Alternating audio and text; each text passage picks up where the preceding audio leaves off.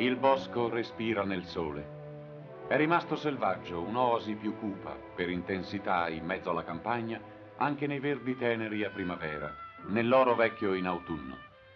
La macchia è l'ultimo rifugio del gregge, ormai che i solchi giungono fino ai margini e vorrebbero forzar la natura a un tratto ribelle.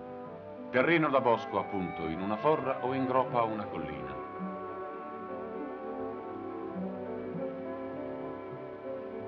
Il bosco ceduo, ora in un appezzamento è al taglio. Ha raggiunto una delle sue stagioni, la più matura, 9 anni di età.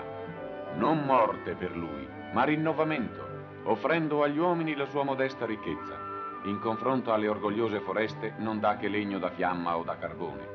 Una ricchezza patriarcale, per focolari sempre più radi.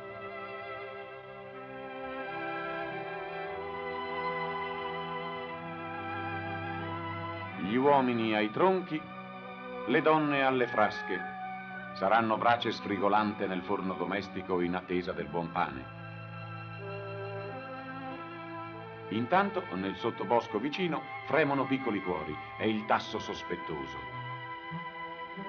È la volpe astuta da una feritoia di verde. Decisamente bisognerà cambiare di casa. Tra poco arrivano. Laggiù hanno quasi finito. Gli ultimi colpi d'accetta per non perdere nulla.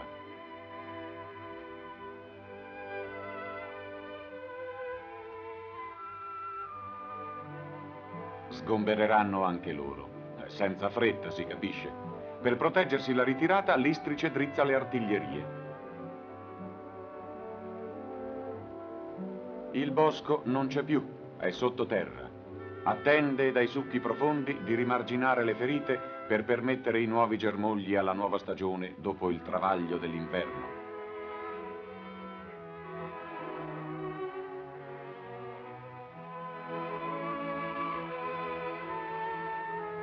Era intricato e prepotente, ora hanno fatto ordine. Queste some che si scaricano una per una, già scelte per il loro destino, legno da fiamma o da carbone. Tocca ai carbonai, coi pezzi più vicini alle ceppaie, il gran mucchio formato ad arte.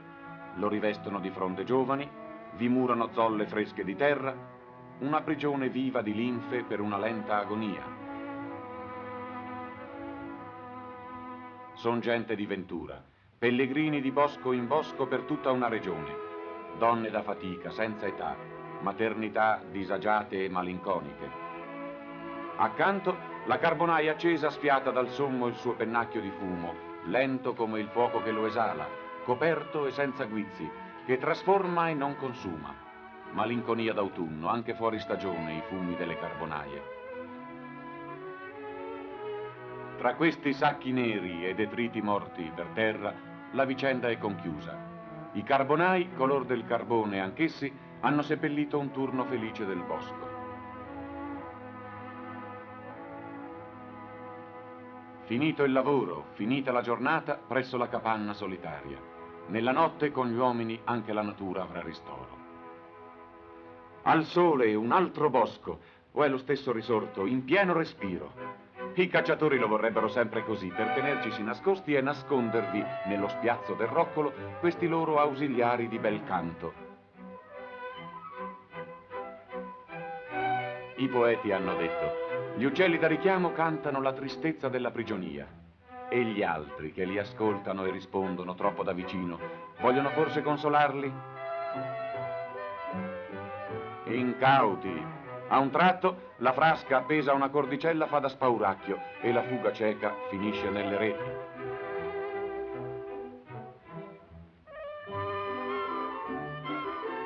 Poveri uccellini, meglio morti che morituri. Le mani pronte a districarvi non avranno pietà. Pensare che i cacciatori, anche quelli col roccolo, subdolo e crudele, si dichiarano i vostri migliori amici in tempo di caccia chiusa. Non oggi, certamente, che i boschi risuonano di spari. Col finire dell'estate, la stagione volge in onore di Sant'Uberto.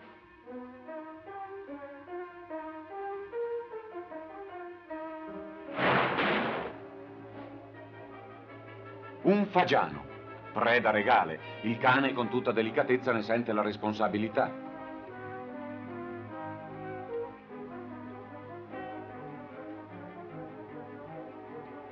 Bella forza, cacciatori di bandita? Sì e no.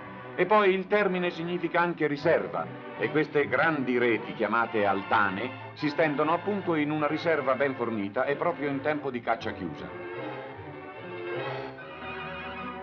Caccia incruenta, non già sotto il segno della distruzione, piuttosto della fecondità.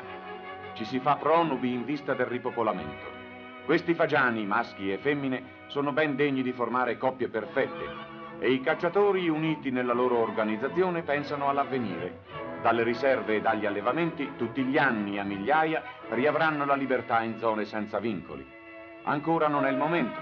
Maschi superbi di piumaggio, femmine meno vistose, e come vuole la modestia. Saranno guizzi di colore, dalla tavolozza della natura, nel verde di luce ed ombra del bosco. Vi siamo tornati. Dalle selve inestricabili al mite bosco ceduo, il nostro protagonista è lui il signore della terra, con rigoglio prepotente, con gli odori insieme delicati e intensi, con la sua vita multiforme. Basta, a prova, un boschetto rimasto per diritto secolare in mezzo alla campagna, ammirando, visione dimenticata, una rocca patriarcale, un fresco virgulto di pastori.